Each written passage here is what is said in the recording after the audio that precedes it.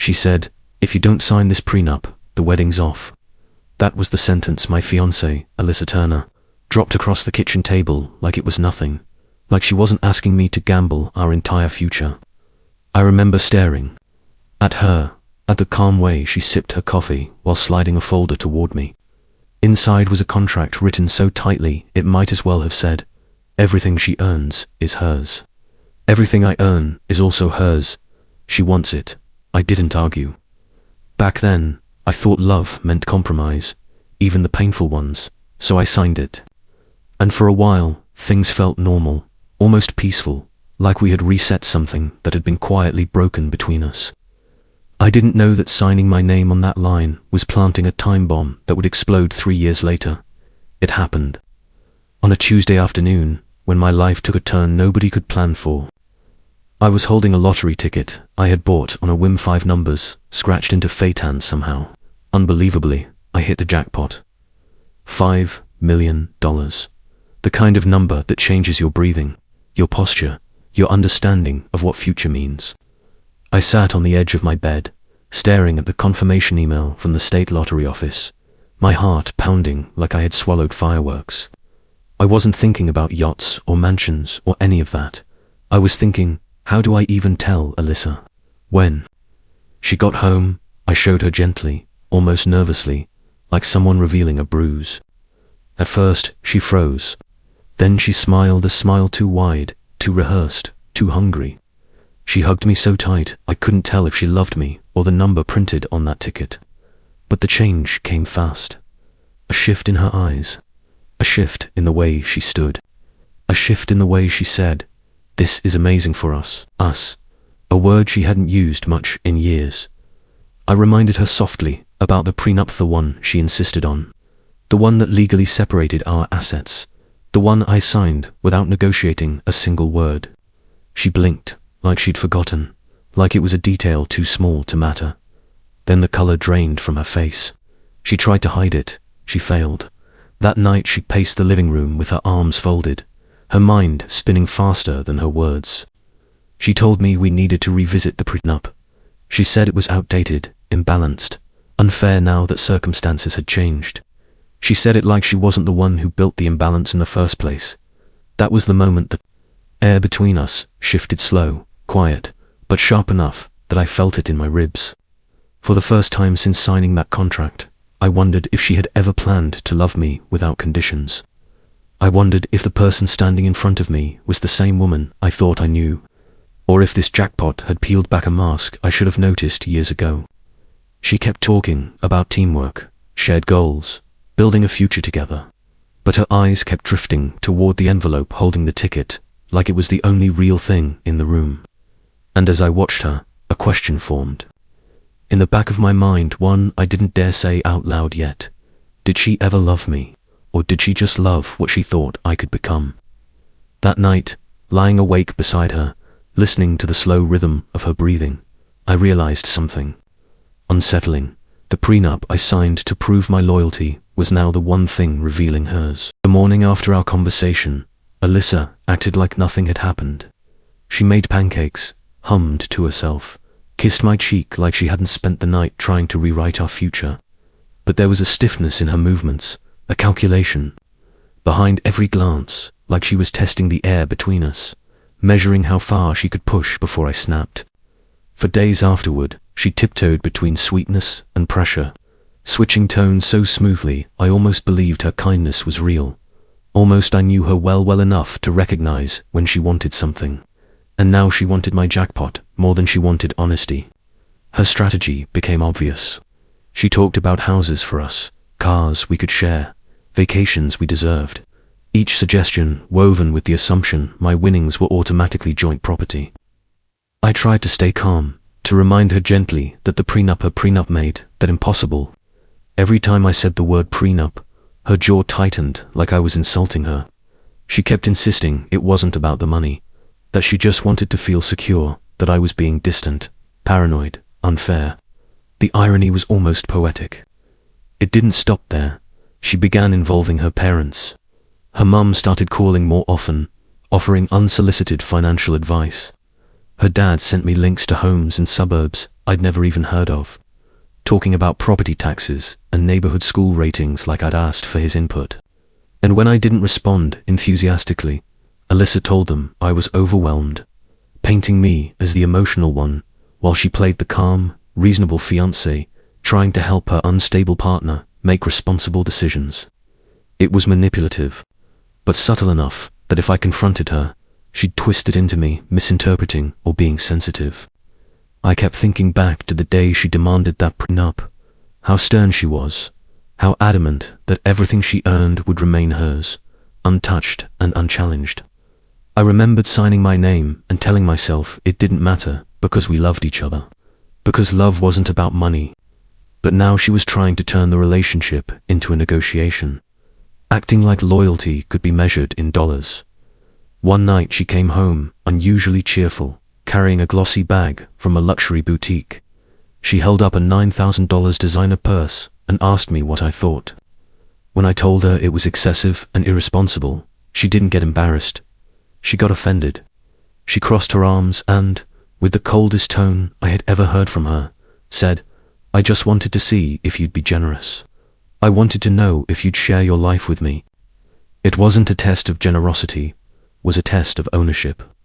She wanted to see if she could reach into my finances as easily as she had planned to reach into my future. That was when the unease turned into certainty. The woman standing in front of me wasn't the same woman I proposed to. Or maybe she always was, and I had been too blind to see it. Alyssa's eyes were sharper now, more focused, like she was looking at me and the money separately to assets to manage, to resources to control. A week later, she made her biggest move yet.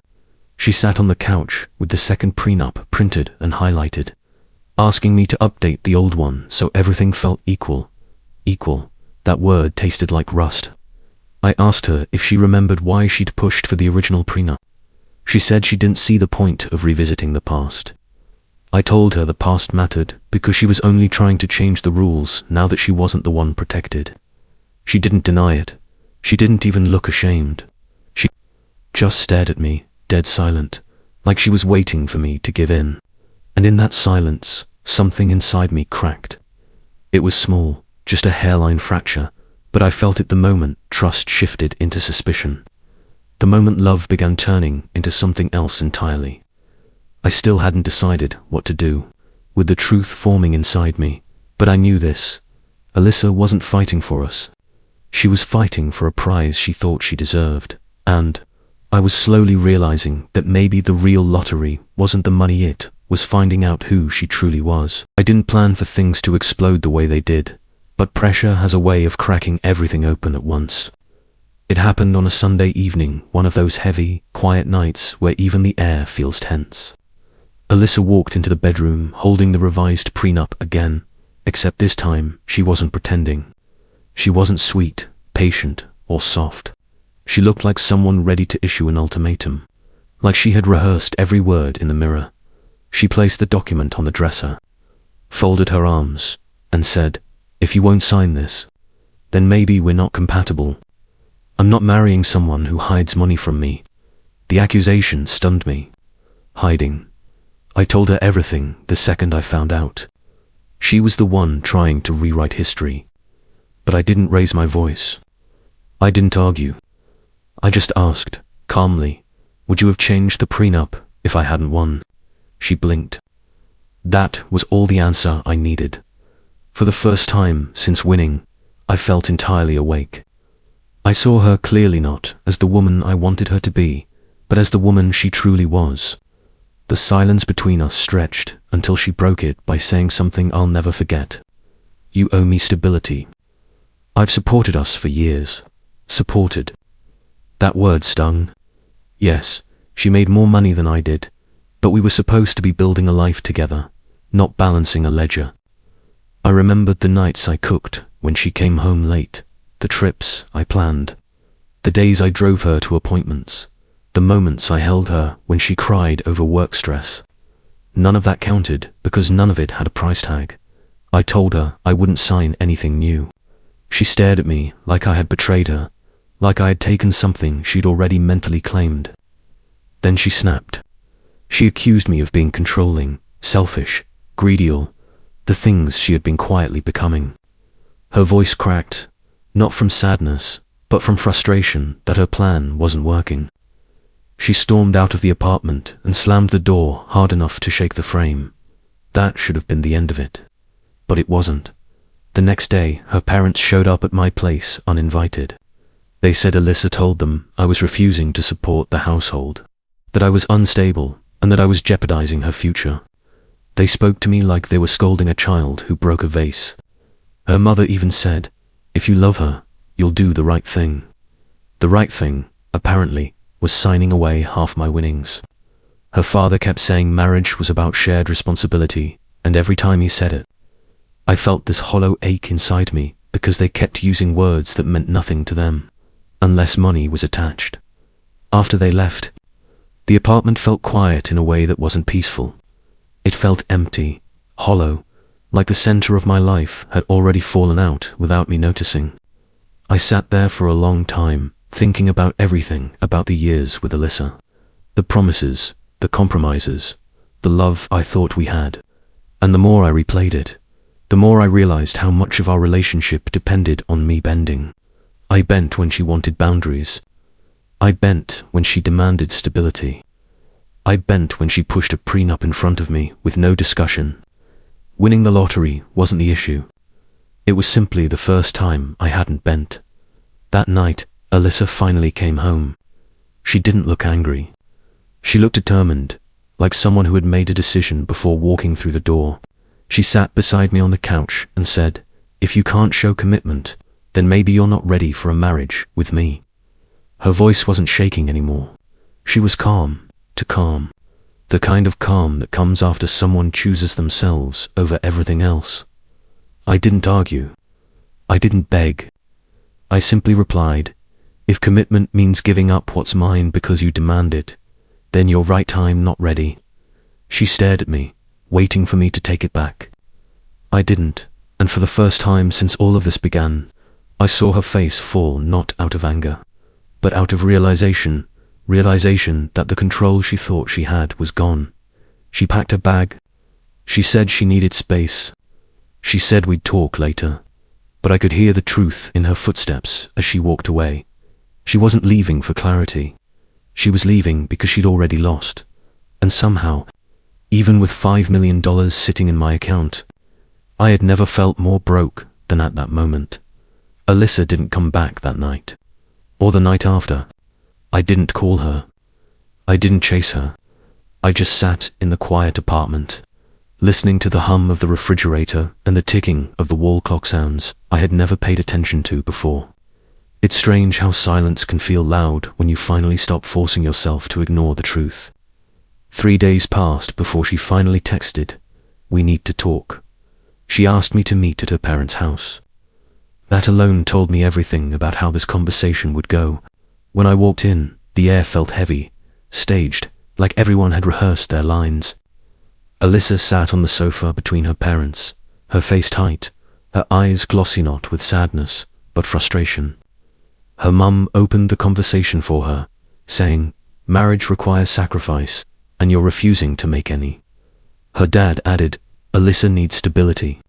You can't expect her to enter a marriage without shared financial security."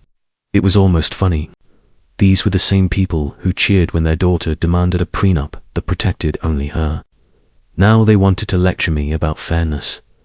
I looked at Alyssa, not her parents, not the floor, not the document they had placed on the coffee table, and I asked her the same question that had been haunting me for weeks. If I had never won the lottery, would you be here right now? She didn't answer immediately. And in that hesitation, in that half-second pause, the truth spilled out.